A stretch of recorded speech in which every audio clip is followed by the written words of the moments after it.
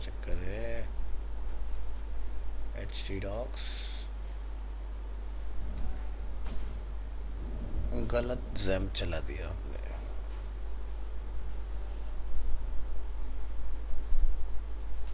हमारा C drive में था ना, इसीलिए नहीं आ रहा डेटा।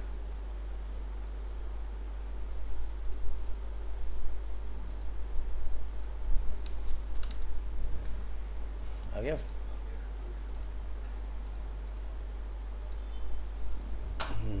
तो यूज़र नेम में क्या आ रहा था हमारा?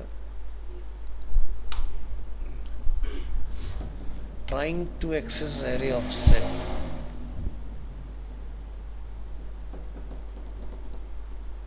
ठीक है, और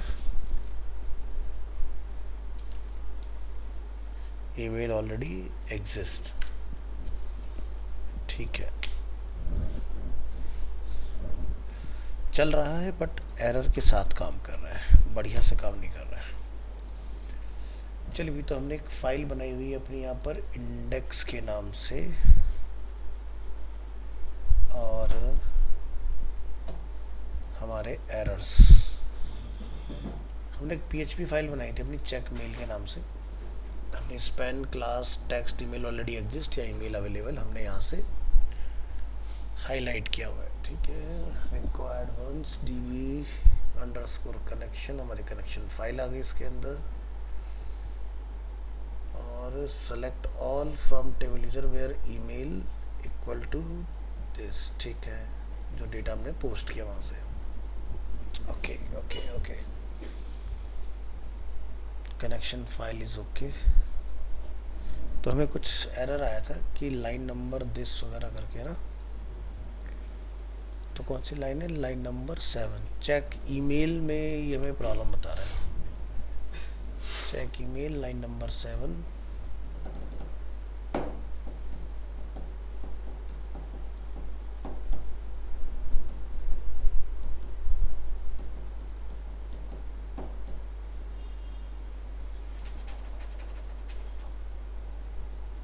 MySQL क्वेरी। ठीक है, if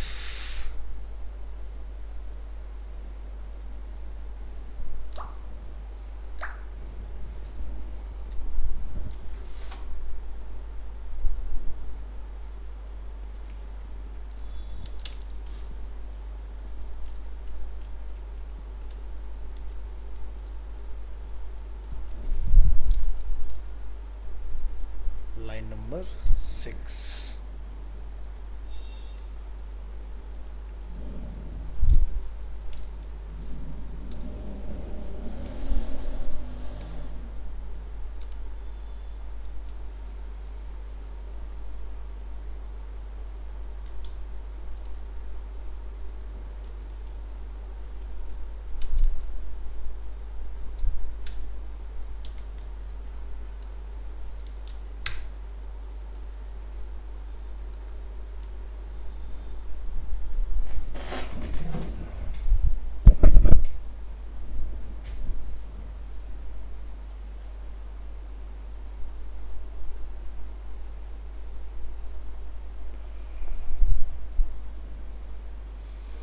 online student audio check कर लेने एक बार please.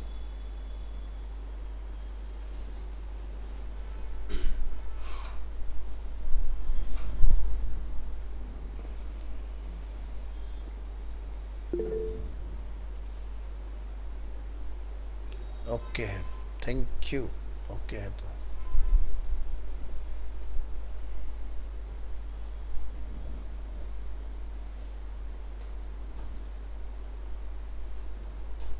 Email feedback, email feedback,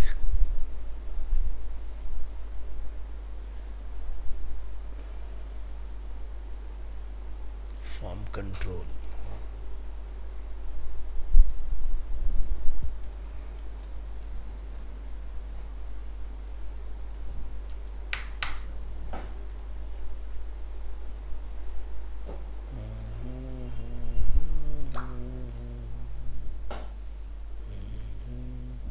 एक काम करते हैं, PHP कोड को चेक कर लेते हैं दोबारा से।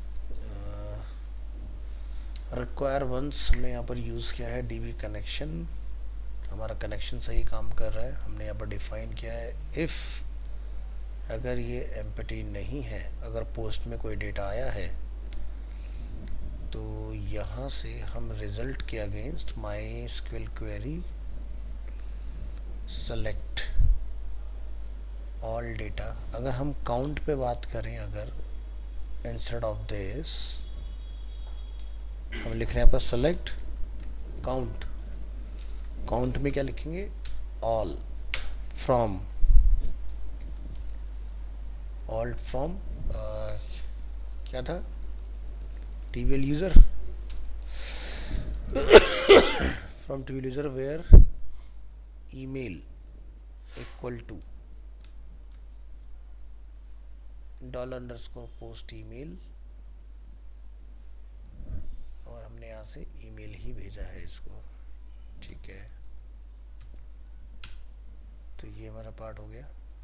इसका हमने डिफाइन किया रो MySQL फैच, एरे की जगह पर रो से चला के देखो, और यहाँ कर देते हैं रिजल्ट, और ईमेल काउंट में रो की वैल्यू अगर है हमारी 0, तो यहाँ हम लोग डिफाइन कर सकते हैं इफ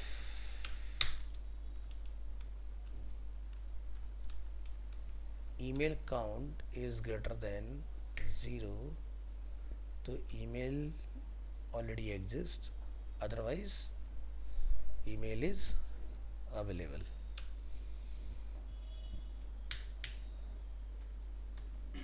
चलो एक बार जरा कोड को चेक करके देखते हैं फिर से क्या हमें थ्रो करता है। Reload ABC is available, abc@gmail.com, और अगर मैं यहाँ लिख रहा हूँ abhishek@bestanimationSchool.com, हमारा एरर नहीं आ रहा ना, ठीक है। तो मैं ज़रा कोड में और देख लेता हूँ। अगर मैं काउंट का यूज़ नहीं कर रहा हूँ, select all from TBL users, तो ये मुझे एरर बना रहा है। और अगर मैं काउंट का यूज़ कर रहा हूँ, हाँ, तो काउंट से हमें करना है ये काम, ठीक है। तो ये प्रॉब्लम अपनी फिक्स हो जाएगी। तो हम काउंट कर रहे हैं यहाँ पर all data from table user where email, और उसके बाद में हमने यहाँ पर फैच रो किया। रो का हमने अगर डेटा हमारे पास 0 है, ठीक है, ईमेल, तो उस केस में आप यहाँ पर क्या डिफाइन कर देंगे, अगर ग्रेटर देन है तो email is already exist, otherwise email ID is available. ऐसा ही सेम आप बना दोगे यूज़र नेम के लिए। यहाँ पर ये सब हटा दो, इसकी अपने को ज़रूरत नहीं है। तो यहाँ पर हमने क्या नेम रखा है, यूज़र नेम। तो ऐसा एक लॉजिक आप यूज़र नेम के लिए डिफाइन करोगे ताकि यूज़र नेम भी हमारा टेस्ट हो जाए। ये आएगा पार्ट आपका यहाँ, और ये हमारा फंक्शन हो गया यहाँ पर क्लोज इस तरह से। तो मुझे 1 मिनट दो, पानी लिया।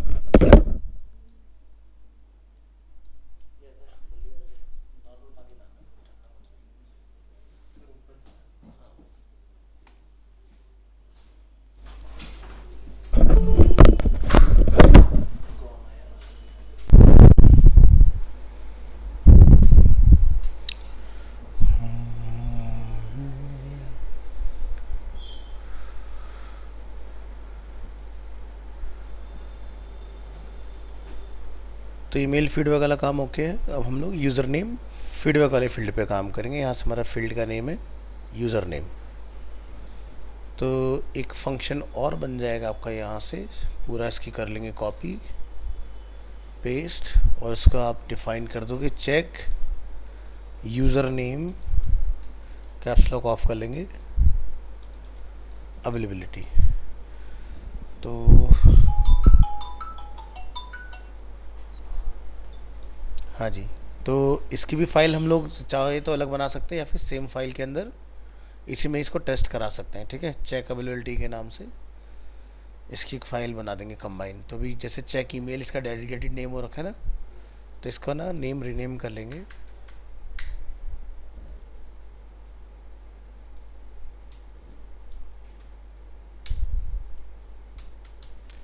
चेक अवेलेबिलिटी कर दो उसका नेम, और इसमें भी हाइफन लगा दो।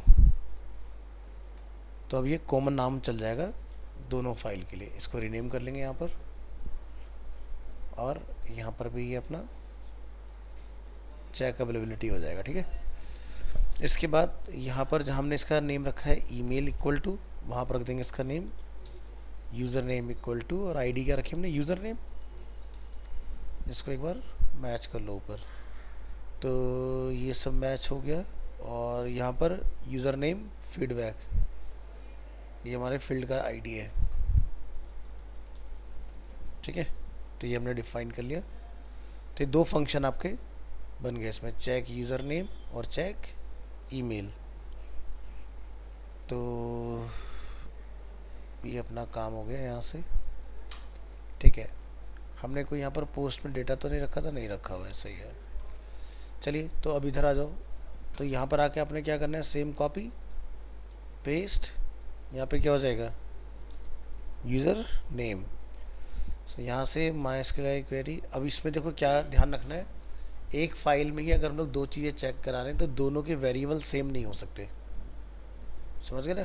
तो अगर ये रिज़ल्ट है तो इसका तो 1 कर लो या कुछ और नाम रखो, जो भी मर्जी, मतलब डिफरेंट रखना पड़ेगा आपको। तो जैसे कि 1 है तो मैं इसको यहाँ 2 कर देता हूँ, ये 1 है तो मैं इसको 2 कर लेता हूँ। ठीक है, और इसके बाद ये देखो कि आपने रिज़ल्ट 1 को कहाँ पास किया है। ठीक है, तो जैसे हमने यहाँ पास किया था, यहाँ पर रिज़ल्ट 2 हो जाएगा। जैसे यहाँ रो है 1, तो फिर यहाँ पर हमने इसको डिफ़ाइन किया यहाँ पर, तो इसको रो 1 कर दोगे, इसको रो 2 कर लोगे आप। अब ये ईमेल काउंट जहाँ हमारा वेरिएबल है, इसका नाम आप चेंज करोगे इसके अंदर, और यहाँ पर हम लोग भेज रहे हैं वेयर यूज़र नेम। तो यूज़र नेम हमने बनाया होगा शायद अपने लास्ट क्लास में, एक बार लोकल होस्ट चला के चेक कर लेना। तो क्या लिख देंगे, लोकल होस्ट एंटर PHP माई एडमिन। थोड़ा सा वेट करो, खुलने में टाइम लगता है।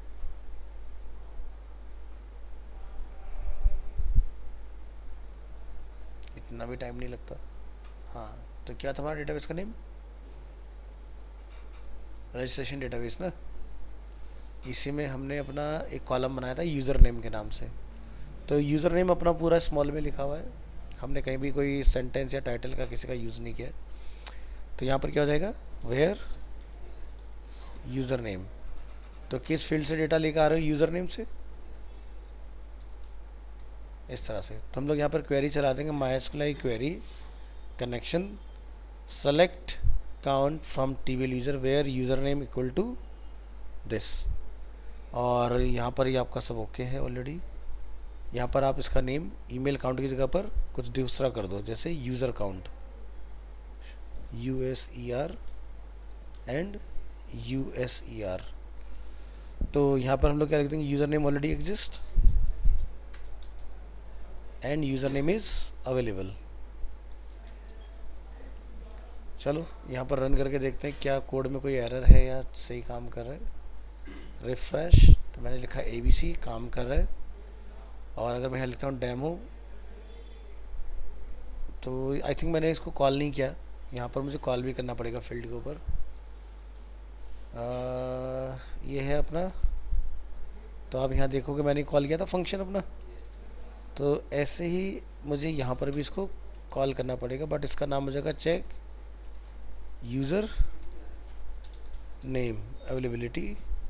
रिफ़्रेश करेंगे और यहाँ से डेमो लिखेंगे, तो क्या लिखा रहा है, अगर मैं इसमें से एक लेटर मिटा देता हूँ तो देखो अवेलेबल हो गया, क्योंकि डेम नाम से कोई नहीं है लेकिन डेमो नाम से ऑलरेडी है। तो जो मैच करेगा उसका वो रेड बना देगा, जो अवेलेबल होगा बैकएंड में नहीं मिलेगा उसको वो ग्रीन में रिटर्न कर देगा आपको।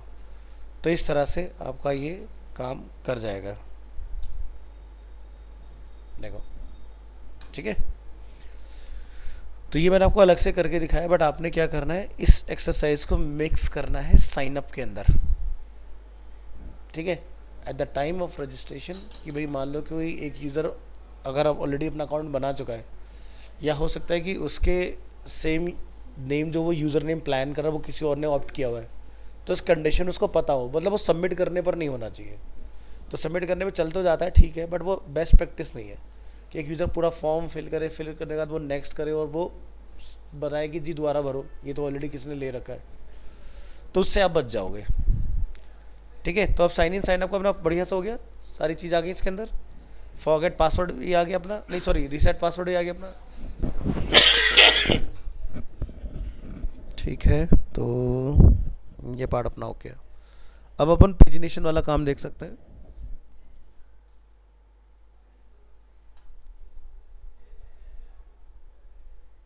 ठीक है ठीक है ठीक है ठीक है, यानी कि जैसे कि फ्लिपकार्ट,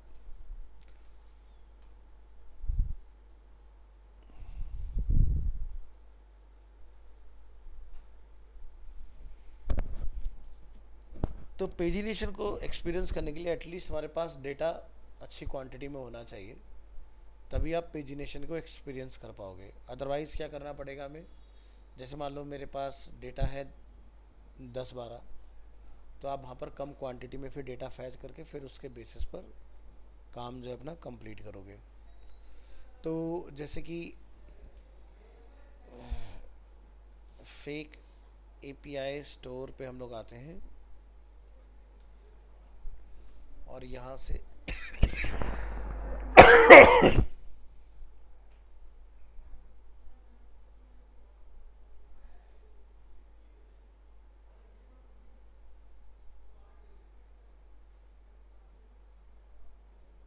तो यहाँ से आपको मिल जाएगा प्रोडक्ट के नाम से। तो ये हमारे पास जैसे कि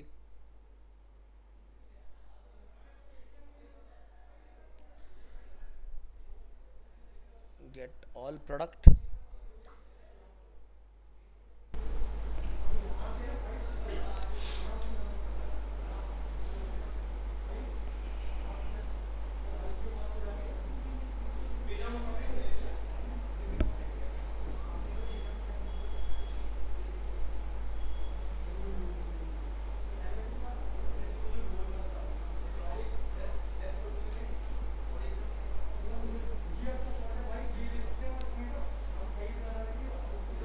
ये देख रहे हो, तो हम यहाँ से क्या बोलेंगे, JSON to My SQL converter,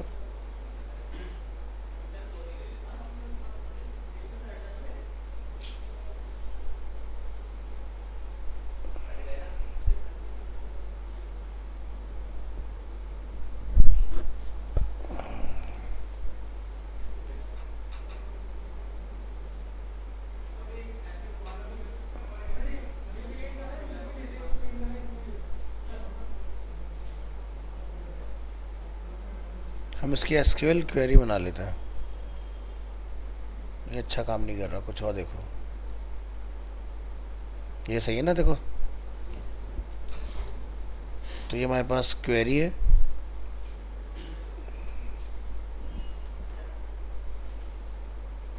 तो ये बना रहा है क्रिएट टेबल जेनरिक, जेनरिक में दिस रेटिंग, अलग अलग टेबल बना रहा है।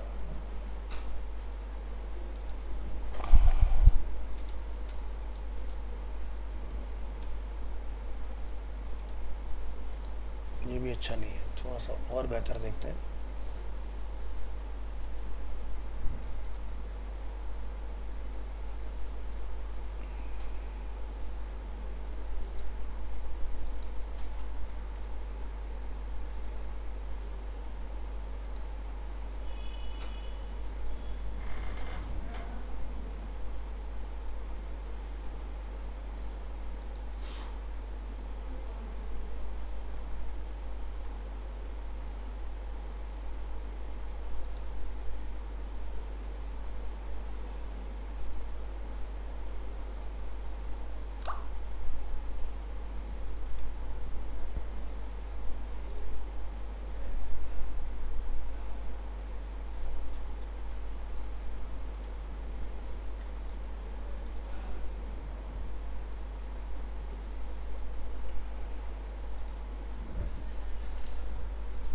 URL कॉपी,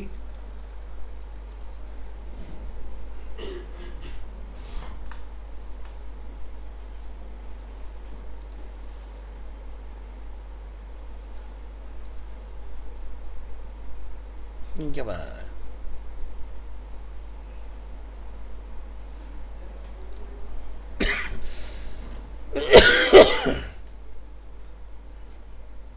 मैंने किसी बैच में भेजा होगा, क्या नाम होना चाहिए? TTS 1030 member.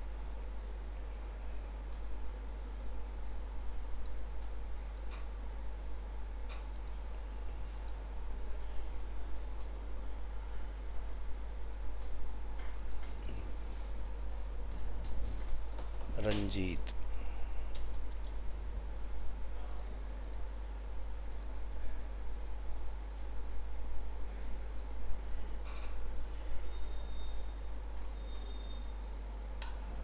अब या तो इनमें कुछ चेंजेस हुआ है या फिर कुछ और दिक्कत है।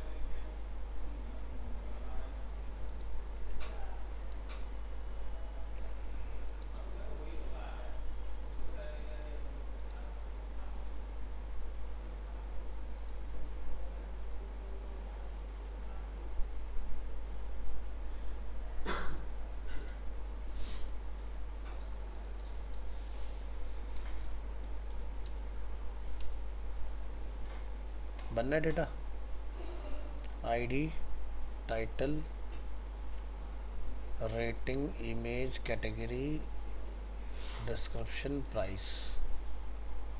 20 प्रोडक्ट का डेटा बना है हमारा इसमें। तो ये हमारी क्वेरी आ गई, देखो बन के, आईडी इंटीजर, टाइटल, इस तरह से।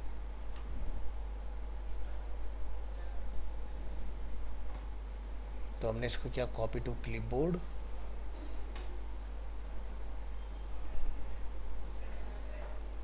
ठीक है। तो अपने डेटाबेस में आएंगे और यहाँ से एक टेबल बना लेंगे, क्या, प्रोडक्ट के नाम से। वैसे तो क्रिएट टेबल की कमांड शायद इसमें आई होगी। चलो भाई, आ रही ना यहाँ पर। तो हमें टेबल बनाने की भी ज़रूरत नहीं है, अपन सीधे रजिस्ट्रेशन डेटाबेस में एसक्यूएल में आके यहाँ पर ये पेस्ट कर देंगे क्वेरी। इसका नाम रख देंगे प्रोडक्ट्स और यहाँ से क्या करेंगे, गो। हो, error, insert into table name.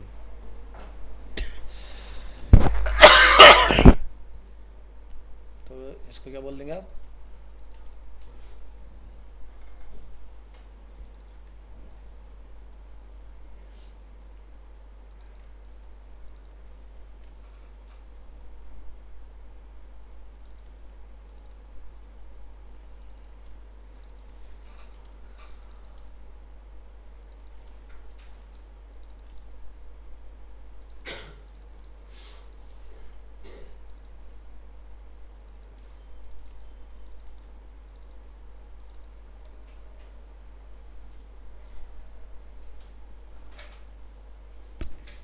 क्या मजा आ गया।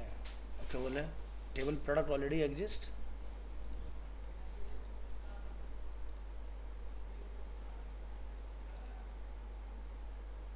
तो एक बार डिलीट करके दोबारा से बना दो, ठीक है। यहाँ से क्या करेंगे, drop, okay, registration database, query, paste, go. बन गए। ये देखो हमारे सारे डेटा बन के तैयार हो गए इसके। तो ये हम लोग मेहनत क्यों कर रहे थे, इसलिए कि ताकि हमें एंट्री मैनुअली करना ना पड़े, ठीक है। तो इससे तुम्हारे एक तीर से दो निशाने लग गए कि भाई तुम्हारी देखो फ़ोटो भी है इसी के अंदर। अब तुम जैसे बैकएंड से डेटा फैच करोगे तो फ्रंट एंड पर तुम्हारे प्रोडक्ट भी आ जाएंगे, उसके टाइटल भी आ जाएंगे, उनके डिस्क्रिप्शन भी है यहाँ पर, उनकी कैटेगरी भी हमारे पास, सब कुछ है। तो वेबसाइट का नेम क्या है वो ध्यान रखना थोड़ा सा। इसका नाम है tableconvert.com।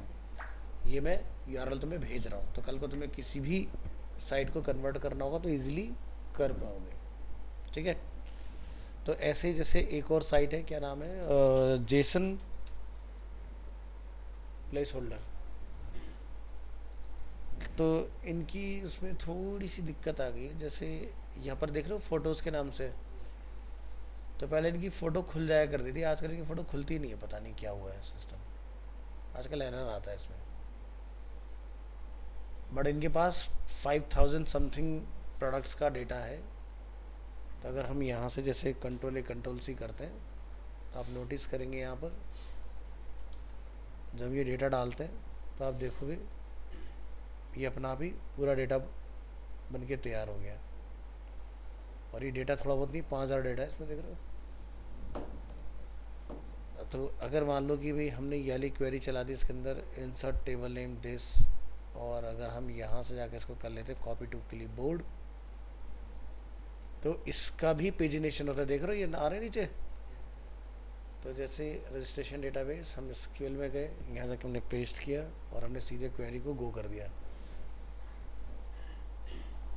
तो 5000 डेटा डालना है तो टाइम लेगा थोड़ा सा। तो कहाँ एक में इतना टाइम लगता है।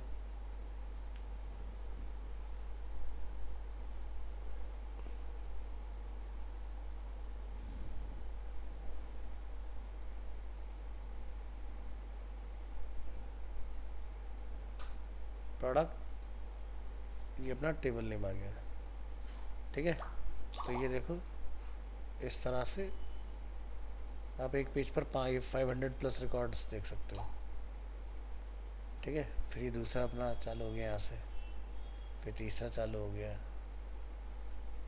इस तरह से काफ़ी डेटा इसके अंदर अवेलेबल है। तो यहाँ से आप पेजिनेशन भी देख सकते हो कि पहला पेज, दूसरा पेज, इस तरह से। तो 1200 समथिंग प्रोडक्ट्स यहाँ पर 1000 देखो ये आ गया। तो ऐसे काफ़ी सारे पेज नंबर अपने पास अवेलेबल हैं। ये देखो हम लोग, है ना। तो मैनुअली एंट्री बनाने में बहुत टाइम चला जाएगा, तो इसलिए ये ट्रिक आपको बता दी कि कभी आपके पास बल्क में जैसे कहीं से किसी ने डेटा दिया, क्वेरी बना के सीधे सीधे डाल दो। अगर ये खुल भी जाता तो मज़ा आ जाता। जैसे कि ये क्या है, पहला ला एक थंबनेल है इसमें और एक यूआरएल है इसमें। यानी कि पहले क्या होता था कि जैसे थंबनेल हमने कहीं पर इंगेज करा है, क्लिक करा के इसका लार्ज पे व्यू खुलवा सकते थे, बट अब आपको मैनुअली सारी फ़ोटोज़ वगैरह जो है वो सेट करनी पड़ेंगी उसके अंदर।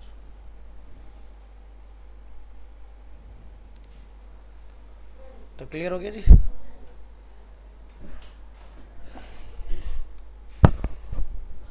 मैंने लिंक भेजा नहीं भेजा अभी तक, अभी नहीं भेजा, तो पहले लिंक डाल देते हैं इससे पहले कि छूट जाए। हो जा भी कॉपी, इतना टाइम क्यों लगा रहे हैं। क्या गया, कहाँ गया, 3:30 से 5, ठीक है। तो इसको ना अपने पास बुक मार्क करके रख लो, सो दैट कि कभी भी अगर आपको उसकी नीड हो तो ये काम कर जाए आप लोगों के लिए।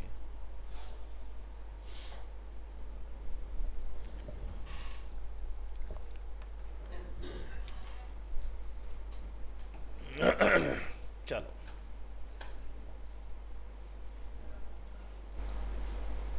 इन सबको करते हैं यहाँ से बंद। ये अपना कंप्लीट है। आज की डेट का फोल्डर हमारा बना हुआ है। यहाँ जाके एक बना देंगे new folder, number 7 PHP pagination. तो डेटाबेस अपने पास ऑलरेडी है बना हुआ। हम यहाँ से एक इंडेक्स फाइल बना लेते हैं, index.php। अभी जो पेजिनेशन हम लोग लगाने जा रहे हैं, जहाँ भी तुम्हारे पास मास में डेटा हो वहाँ तुम ट्राई कर सकते हो। बस खाली आपको डेटाबेस की टेबल और डेटाबेस की नेम बदलने की ज़रूरत पड़ेगी।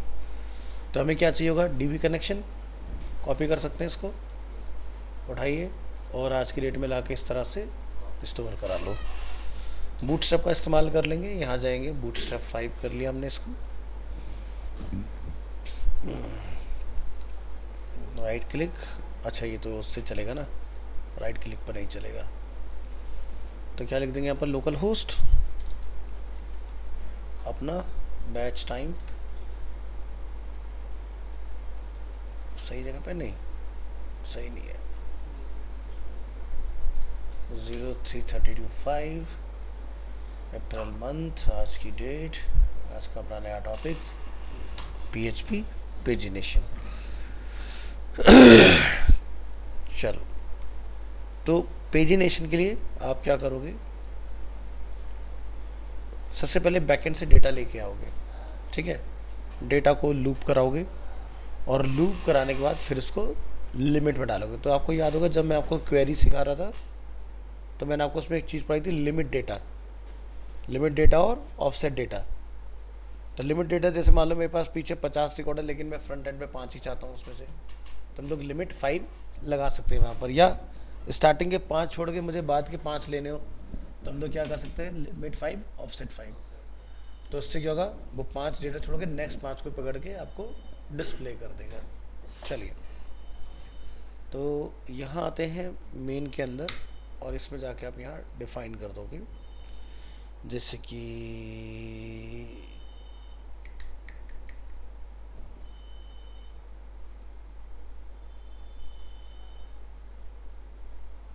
चलो dot container dot row dot call.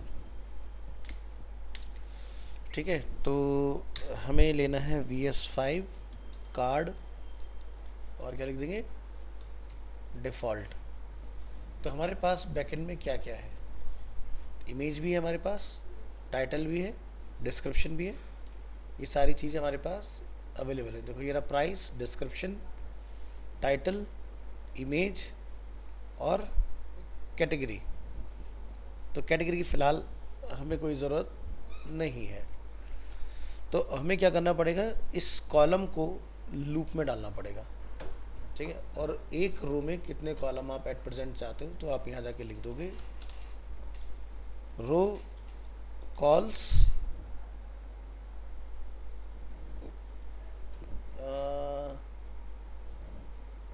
इसमें क्या चलता था, 1 चलता था, हाँ, और रो कॉल्स MD3 और G3। तो मीडियम पर हम चाहते हैं 3 हमारे अवेलेबल हों इस तरह से। किस पे, किस पे, 2 पे तो वो 2 कॉलम बना देगा ना, 1 पे मेरे ख्याल से शायद 100% आ रहा होगा। एक बार चेक कर लेते हैं, अभी तो लूप लगाया नहीं ना हमने, तो इसको कॉलम को रिपीट करके देख लेते हैं, पता चल जाएगा।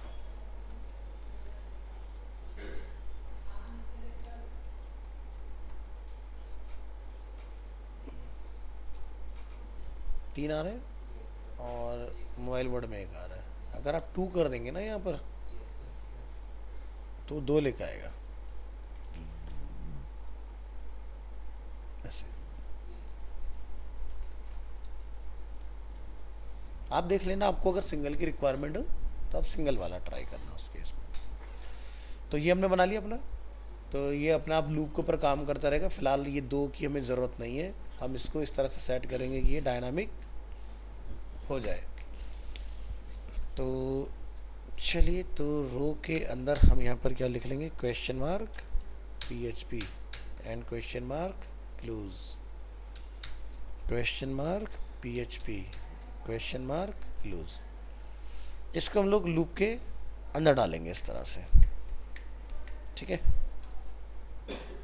चलो तो डेटा कैसे लेकर आते हैं भाई, फैच करने वाला पार्ट हम लोगों ने ऑलरेडी किया हुआ है, तो वहाँ से हम लोग कोड ले सकते हैं। कहाँ पर बनाया था हमने, create read update delete, index के अंदर आओ और हमारा फैच वाला पार्ट यहाँ पर अवेलेबल है इसके अंदर। हाँ जी, हाँ जी, हाँ जी, इसको कॉपी कर लूँ।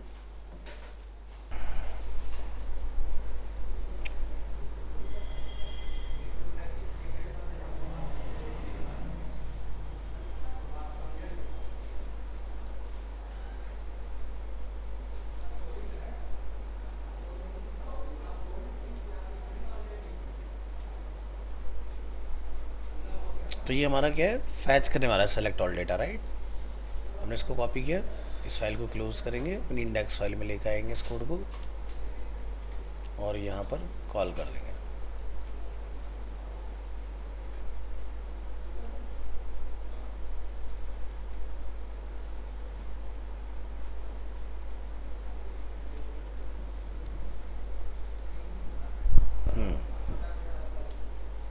चलिए, तो इसमें क्या हो रहा है, हमारे पास क्वेरी है, MySQL क्वेरी में हमने किया गया select all data from table user, तुम्हारी टेबल का नाम क्या है?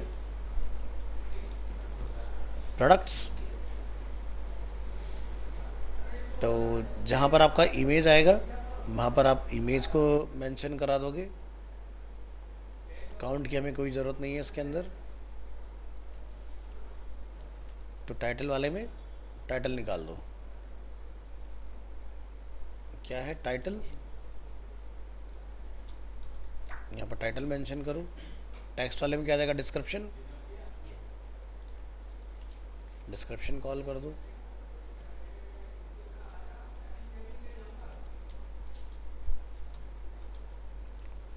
और कौन है? इमेज। इमेज पर इमेज आ जाएगा। तो एसआरसी में क्या लिखोगे?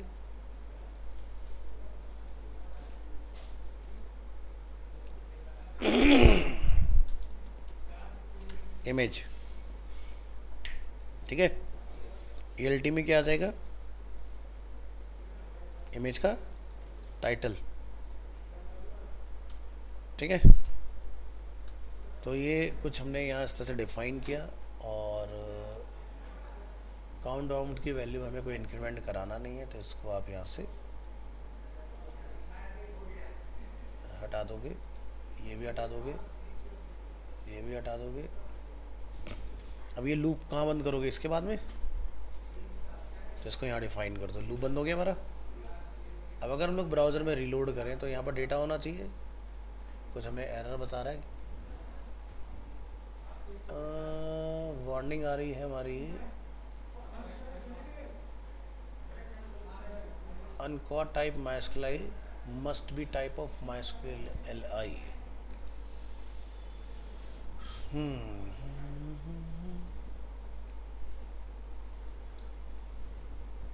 हमने रो से डेटा निकाला है। रो रो रो डेटा ठीक है। कॉलम के अंदर कार्ड और कॉलम को हमने बंद कर दिया। आई थिंक हमारा कनेक्शन मिसिंग है इसके अंदर, इसलिए वो डेटा नहीं दे रहा है हमें। तो क्या डाल देंगे यहाँ पर? इंक्लूड, क्या नाम है फाइल का? db_, dot. बन गया डेटा। देखो लूप हो गया अपना।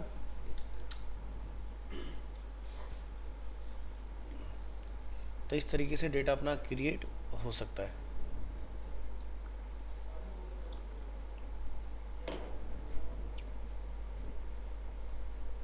तो ये होता है डायनामिक का फ़ायदा। तो यानी कि बैकएंड में प्रोडक्ट पड़े रहेंगे, फ्रंट एंड पर अपना आप ही डेटा बन के तैयार हो जाता है। बस आपको एक कार्ड को पकड़ के स्टाइल करने की ज़रूरत होती है। बस कल को कोई बोले कि भाई यहाँ पर 3 नहीं 4 दिखाओ या 6 दिखाओ, सिंपल एक जगह नंबर चेंज करने का 4 हो गए अपने प्रोडक्ट। अब ये छोटे बड़े आ रहे हैं तो इसका कैसे करोगे कंट्रोल?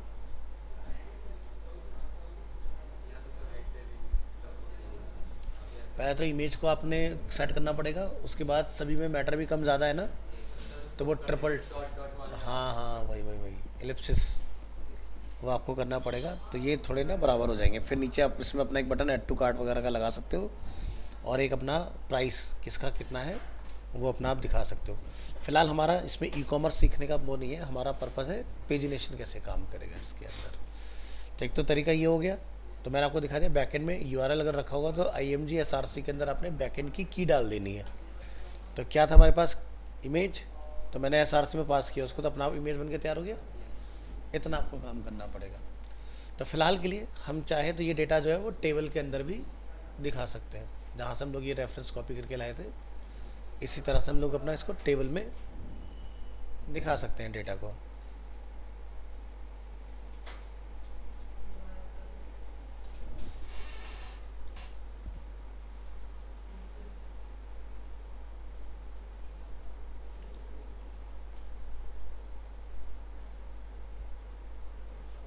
तो ये जस्ट था आपके लिए डेमो कि कैसे काम करेंगी चीज़ें।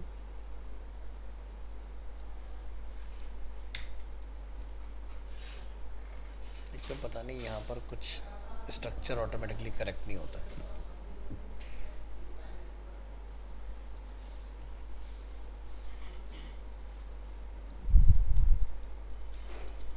रेस्पॉन्सिव टेबल, उसके अंदर में क्या बनाना पड़ेगा, टेबल टैग,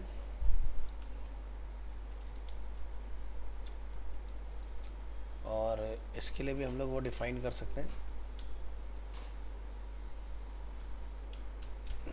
यहाँ से आइए सो क्या लिख देंगे, VS5 टेबल डिफ़ॉल्ट। इतना काहे को मेहनत करें जब है सब अपने पास, नहीं।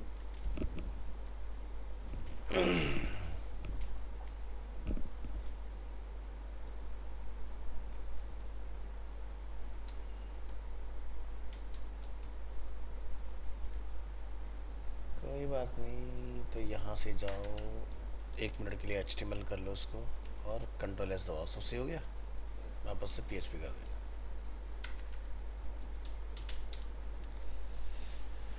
हाँ लाइक, तो हमारे पास जो जो फील्ड है वो सब अपने यहाँ डिफाइन कर दो। जैसे कि हमारे पास क्या है, ID, और क्या हमारे पास प्रोडक्ट टाइटल, और क्या अपने पास प्राइस डिस्क्रिप्शन,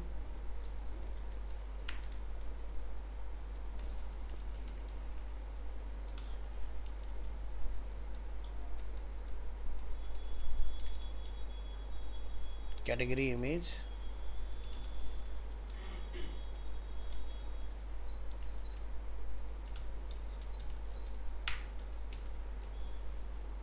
बस इतना काफ़ी है।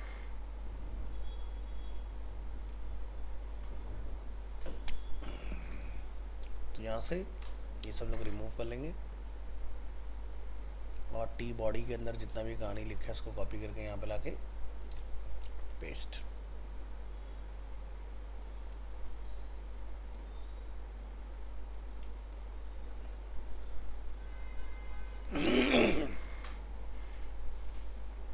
चलिए, तो ये हो गया अपना काउंट, और यहाँ पर अपना डिफाइन कर देंगे आप टाइटल,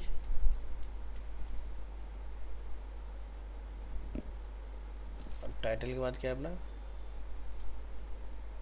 प्राइस डिस्क्रिप्शन,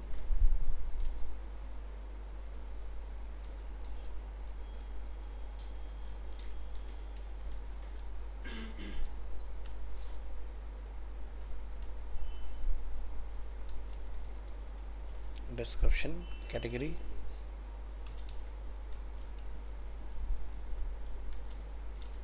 C छोटा है,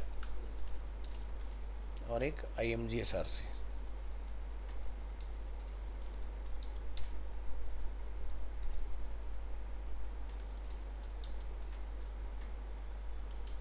क्लास क्या लिख देंगे,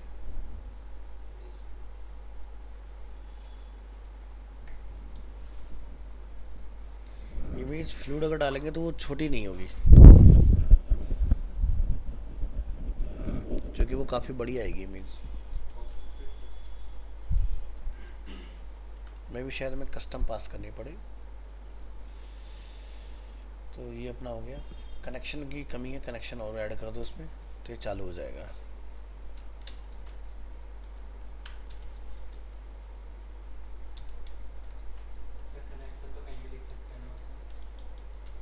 हाँ, कहीं भी लिख सकते हैं आप, ठीक है। तो कनेक्शन वाला पार्ट डाल दिया, और क्या दिक्कत आ रही है, MySQL भूल पेजिनेशन नंबर,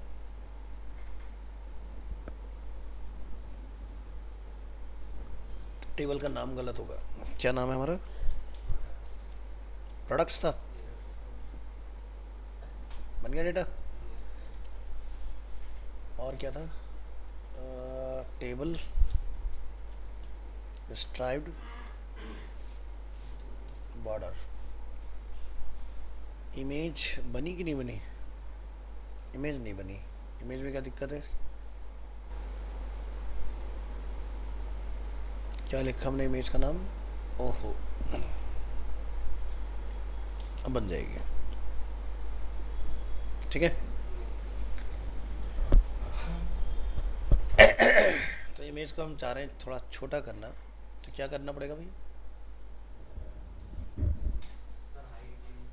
हाइट देनी पड़ेगी,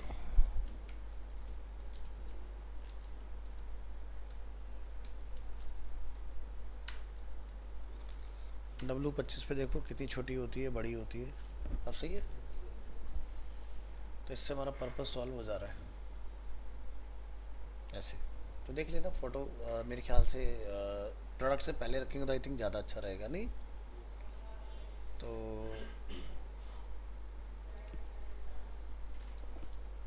और यहीं पर इसकी कैटेगरी रख लेंगे। इसी तरह से आप इमेज को और कैटेगरी को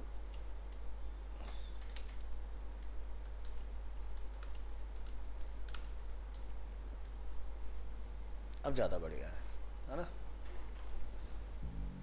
तो टाइटल आ गया, इमेज आ गया, कैटेगरी आ गया और ये अपना काम हो गया। अब इसी पे अगर हम लोग लिमिट लगाएं, क्या करना पड़ता है इसके लिए?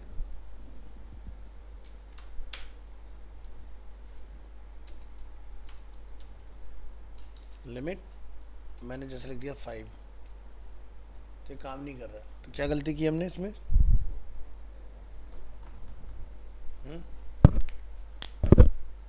लिमिट में लाने के लिए क्या करना पड़ता है? लिमिट में लाने के लिए कि हम चाहते हैं 5 ही प्रोडक्ट आए पीछे से।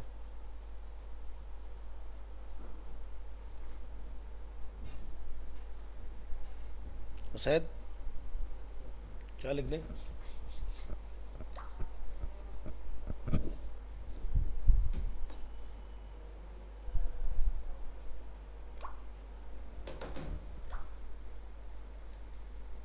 कुछ सेट वेट तो नहीं होता?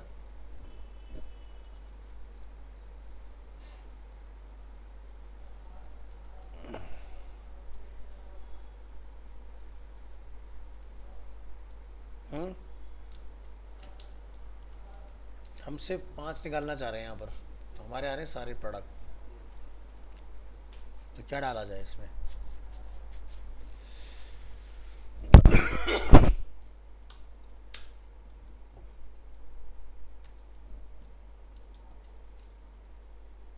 दस की लगाते हैं लिमिट, हो गए 10। अब 1 से लेके 10 तक के सारे प्रोडक्ट आप देख पा रहे हो। तो या और कम करना चाहोगे और कम हो जाएंगे। तो इस तरह से प्रोडक्ट को लिमिट करा जाता है। अब जो बच गए उसी के लिए हमें क्या चाहिए होता है? पेजिनेशन चाहिए होता है। अब जैसे हम लोग यहाँ देख रहे होते हैं ना फ्लिपकार्ट में, या इसका तो अभी आजकल थोड़ा सिस्टम गड़बड़ चल रहा है।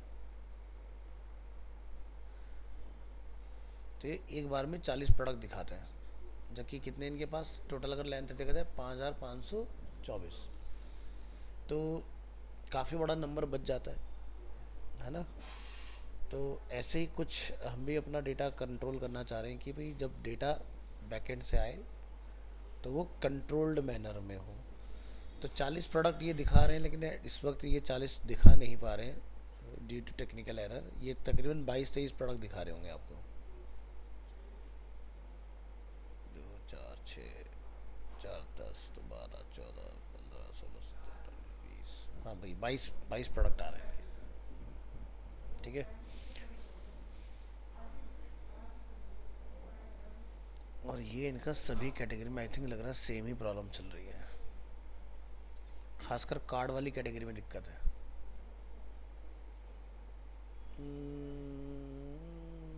हाँ, कार्ड वाली में दिक्कत है इनकी, जो कि व्यू तो एक ही है ना हर एक चीज़ का, चाहे कैटेगरी कोई भी बैकएंड से फैच कराएं, व्यू सबका एक ही है इसके अंदर। तो ये प्रॉब्लम है।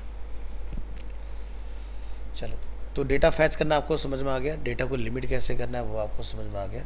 अब हम इस कोड को एडवांसमेंट की तरफ लेके चलेंगे कि चीज़ें हमारी सही से काम करें। दूसरा, अब ये जो लिमिट हमारी 5 की है, तो हमें नीचे बटन कुछ इस तरह से डिफाइन करके रखने पड़ेंगे डेटा के बाद में कि जब यूज़र इसको क्लिक करे तो पहले वाले ऑफसेट होता रहे, नया वाला डेटा आता रहे उसके अंदर। प्लस जो हम लोग पेजिनेशन यहाँ पर कॉल करेंगे, ये जैसे अपना टेबल हो गया, ठीक है।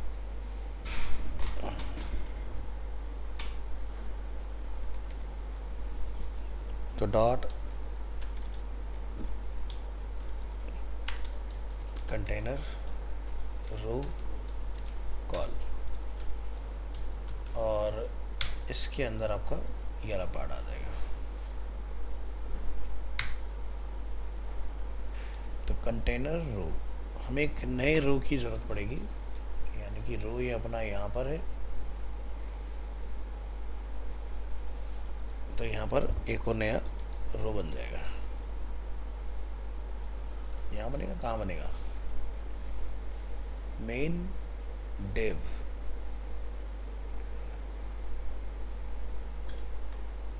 तो स्ट्रक्चर का बड़ा पंगा भाई। ये हो गया टेबल, यानी कि इसका पार्ट हुआ,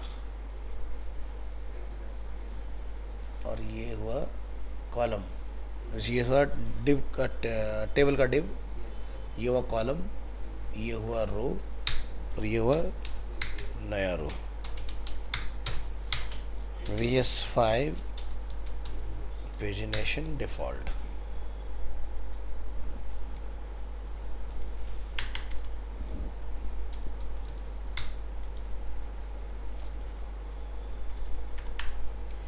वापस से PHP।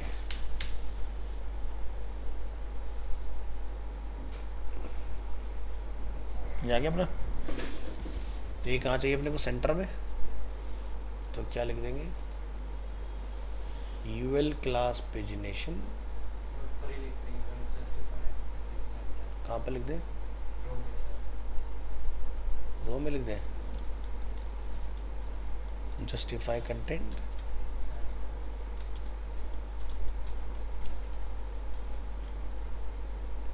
नहीं चला, क्यों नहीं चला, क्योंकि हम पूरी रो की बात करें, तो रो तो ऑलरेडी फुल विड्थ है ना। आप इसको ट्राई करो UL के आसपास कहीं, ठीक है, यहाँ चल जाएगा। अब जो ये 1 2 3 आ रहा है, तो ये तो क्या हो गया हमारा डिफ़ॉल्ट। लेकिन अब जो ये 1 2 3 आए या यहाँ पर 50 आए, वो आए डायनामिक तरीके से। भाई जितना डेटा रह गया उतने पेज नंबर अपना आप बन जाएंगे हमारे। ये हमें इसमें सेट करने की ज़रूरत है। तो कल को अगर मान लो आपने किसी एक जगह पर नंबर अपने घटाए या बढ़ाए, तो ये डायनामिकली अपना आप उस एरिया को कंट्रोल करेगा खुद से, ठीक है।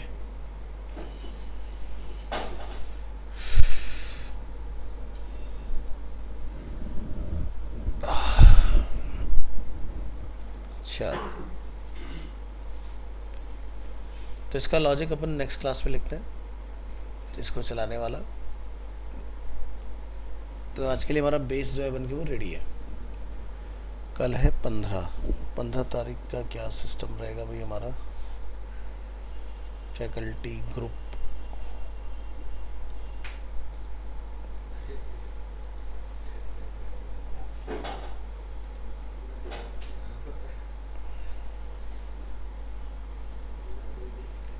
हमारा ना क्लास का टाइम हमें शायद चेंज करना पड़ेगा, ठीक है।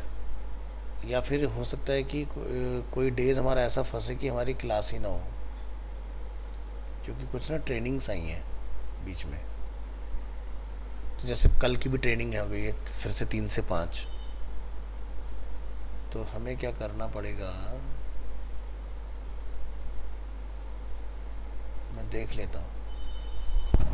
15 तारीख की है, फिर 17 की है, फिर 19 की है, यानी कि TTS के डेज में पढ़ रही हैं। फिर 22 की है, फिर 24 की है, फिर 26 की है, फिर 28 की है। एक आपके एमडोलफ के डेज में पढ़ रही है। तो यानी कि TTS के डेज में नहीं हो पाई, क्योंकि एमडोलफ के डेज में 2 बजे भी मेरा बैच है। अगर मैं TTS के डेज में मेरा 2 बजे बैच चल रहा है, तो आगे वाली जो क्लास है आपकी वो इसमें कंडक्ट होंगी एमडोलफ के डेज में। और ये कल से लेके 28 तारीख तक हमारी बैक टू बैक रहने वाली है, ठीक है। तो सही है, तुम्हारा आराम से चीज़ें हो जाएंगी, कोई नहीं। और अगर हम कोशिश कर पाए पहले का, तो मैं ग्रुप में इन्फॉर्म करूँगा, आप लोग ज्वाइन कर लेना, ठीक है।